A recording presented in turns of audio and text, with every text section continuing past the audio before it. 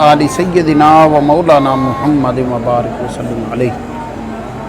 सूरत अश-शम्स मक्की सूरत है, एक रकू है इसके अंदर।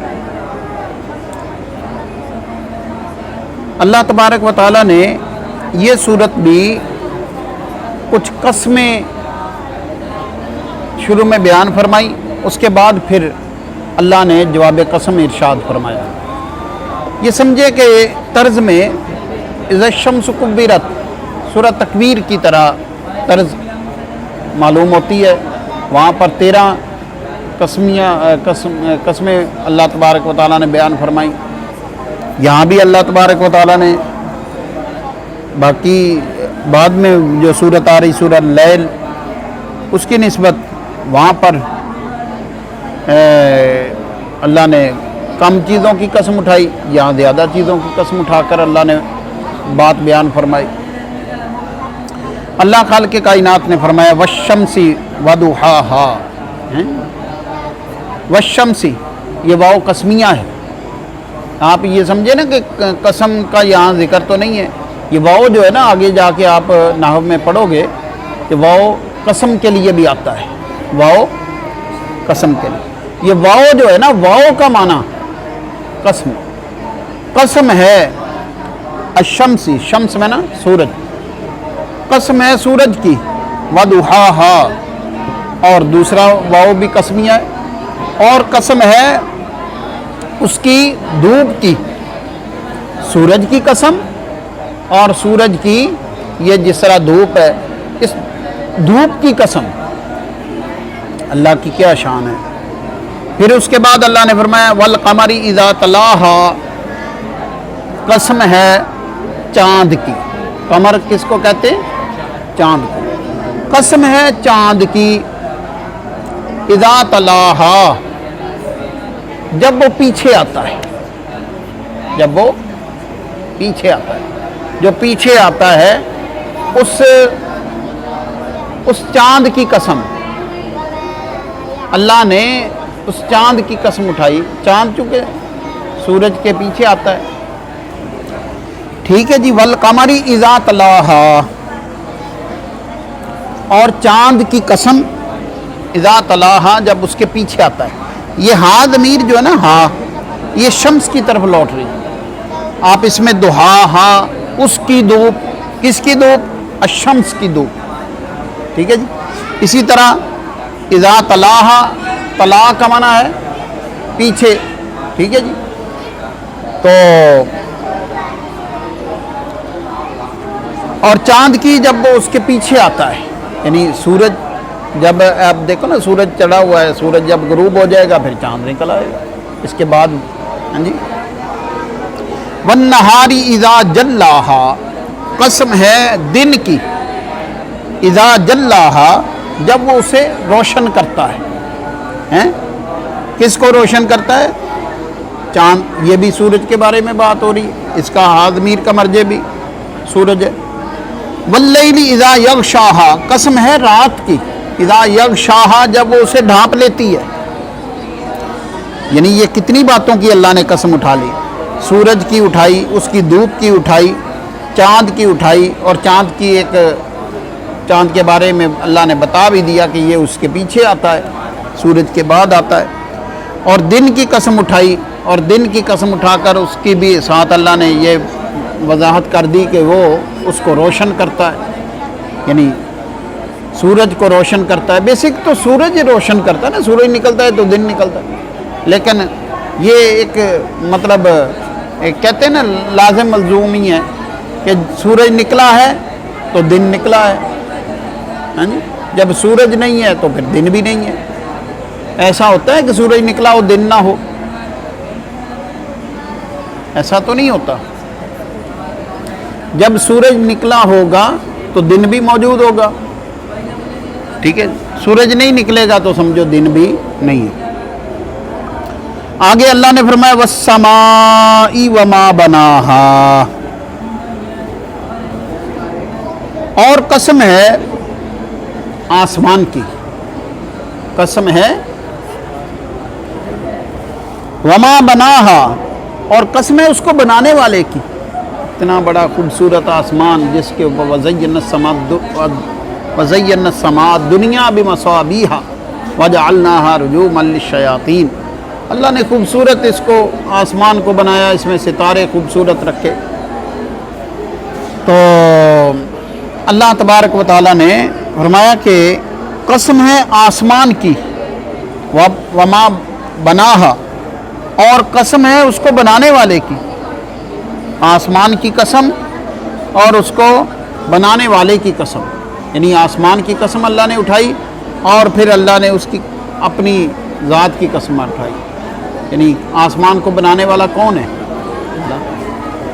والارضی، اور قسم ہے زمین کی، وما طحاہا، اور اس کو بچھانے والے کی قسم، زمین کی قسم، اور جس نے اتنا زمین کو بچھونا بنایا ہے اس ذات کی قسم، ونفس وما سواہا، جان کی قسم، جان کی قسم، وما سواہا، اور اس کو برابر کرنے والے کی قسم۔ دیکھو نا، آپ ہیں اور آپ کو بنانے والا کتنا ایک سلیقے کے ساتھ اللہ تبارک و تعالیٰ نے ہر ایک کو بنایا، تو لہذا اللہ فرماتا ہے جان کی قسم، ہر جان کی قسم اور اس کو بنانے والے کی قسم، جو صحیح طریقے سے، سواہا کا مطلب ہے صحیح طریقے سے جس نے بنایا۔ آگے اللہ تبارک و تعالیٰ نے جو بات ارشاد فرمائی ہے، اتنی قسمیں اٹھا کر اللہ نے فرمایا فَأَلْهَمَهَا فُجُورَهَا وَتَقْوَاهَا، فَأَلْهَمَهَا، بس اللہ تبارک و تعالیٰ نے فرمایا کہ انسان کو الہام کیا۔ الہام کا مطلب دو باتیں ڈال دی، اس کے ذہن کے اندر دونوں چیزیں ڈال دی۔ کون سی؟ فجور مطلب گناہ، تقویٰ مانا نیکی، گناہ اور نیکی دونوں باتیں اس کے سامنے ہیں، گناہ بھی سامنے ہے، نیکی آپ چاہیں تو جھوٹ بول لیں، چاہیں تو سچ بول لیں۔ اب کوئی بندہ جھوٹ بولتا ہے، اس کی کوئی زبان کو فرشتے پکڑتے تو نہیں ہیں، بولتا ہے بلا دھڑک بولتا ہے، اور جناب جب وہ سچ بولتا ہے تب بھی اس کو کوئی کچھ نہیں کہتا۔ لہذا دونوں اللہ تبارک و تعالیٰ نے باتیں سامنے رکھ دی ہیں، ساتھ انجام بھی اللہ نے فرما دیا۔ اللہ فرماتا ہے قد افلح من زکاہا، تحقیق کامیاب وہ ہے جس نے تزکیہ کیا، جس نے تزکیہ کیا وہ کامیاب ہے۔ تزکیہ کا مطلب زکوٰۃ، آپ دیکھیں نا زکوٰۃ دینا، زکوٰۃ کا مطلب ہوتا ہے پاکیزگی، زکوٰۃ کا معنی کیا ہے؟ پاکیزگی، اس لیے کہ جب بندہ جو مقرر حصہ ہے مال میں سے جب وہ اللہ کی راہ میں دے دیتا ہے تو باقی مال اس کا پاک ہو جاتا ہے، اس لیے اسے زکوٰۃ کہتے ہیں۔ ٹھیک ہے جی، تو اسی سے ہی زکا، کون سا؟ یہ باب تفعیل سے، تزکیہ سے، زکا یزکی تزکیۃً فہو مزکی۔ ٹھیک ہے جی، جس نے اپنے آپ کو پاک کیا، قد افلح، وہ کامیاب ہو گیا، وقد خواب، تحقیق خاک آلود ہو گیا، من وہ دساہا، جس نے گناہ کے اندر، یعنی وقد خواب، ناکام ہو گیا، من وہ شخص دساہا جس نے اپنے آپ کو گناہوں کے اندر مبتلا کر لیا، جس نے اپنے آپ کو گناہوں میں مبتلا کیا وہ ناکام ہو گیا، اور جس نے اپنے آپ کو پاکیزہ کر لیا وہ کامیاب ہو گیا۔ آگے اللہ نے تاریخ انسانیت میں ایک ایسی قوم کی مثال بھی بیان فرما دی کہ جنہوں نے گناہ کی وجہ سے اپنے آپ کو ناکام کیا۔ ان میں سے قوم سمود کا اللہ نے ذکر فرمایا۔ قوم سمود یہ صالح علیہ السلام کی قوم ہے، انہوں نے اونٹنی کا معجزہ دیکھا، لیکن اس کے بعد پھر اللہ کی طرف سے انہیں حکم تھا، وہ کنواں جس سے یہ قوم پانی پیتی تھی، ان کے لیے حکم ملا کہ تم نے ایک دن تم نے پانی پینا ہے، ایک دن اونٹنی پانی پیے گی۔ اس کنویں سے ایک دن قوم نے پانی پینا ہے، ایک دن اونٹنی پیے گی۔ لیکن قوم سمود میں سے ایک بدبخت آدمی تھا، اس نے اس کے گٹے کاٹ دیے، اونٹنی کے گٹے کاٹ دیے، بغض میں آ کر گٹے کاٹ دیے، تو اس کی وجہ سے پھر وہ اونٹنی مر گئی۔ تو اس کو اللہ کی اونٹنی کہا گیا۔ جب اس قوم نے یہ کیا تو پھر ان پر اللہ کا عذاب آیا۔ جی تو یہاں پر حضرت علی رضی اللہ تعالیٰ عنہ کے بارے میں آتا ہے کہ نبی پاک صلی اللہ علیہ وآلہ وسلم نے ایک مرتبہ حضرت علی رضی اللہ تعالیٰ عنہ سے فرمایا کہ علی تمہیں پتہ ہے کہ پہلے لوگوں میں سے بدبخت کون تھا؟ حضرت علی رضی اللہ تعالیٰ عنہ عرض کرتے ہیں اللہ و رسول عالم، اللہ اس کا رسول زیادہ جانتے ہیں۔ تو نبی صلی اللہ علیہ وسلم نے فرمایا کہ علی پہلے لوگوں میں بدبخت وہ تھا جس نے صالح علیہ السلام کی اونٹنی کی گٹے یہ کونچے کاٹ کی تھی، وہ بدبخت تھا۔ اور پھر فرمایا نبی صلی اللہ علیہ وسلم نے کہ اے علی رضی اللہ تعالیٰ عنہ آپ کو معلوم ہے کہ آنے والے لوگوں میں بدبخت کون ہوگا؟ پھر وہی عرض کی کہ اللہ و رسول عالم، اللہ اس کا رسول بہتر جانتے۔ آپ صلی اللہ علیہ وسلم نے فرمایا علی آنے والے لوگوں میں بدبخت وہ شخص ہوگا جو تمہیں قتل کرے گا۔ اتنی بڑی بات حضرت علی رضی اللہ تعالیٰ عنہ کے بارے میں نبی پاک صلی اللہ علیہ وسلم نے بیان فرمایا۔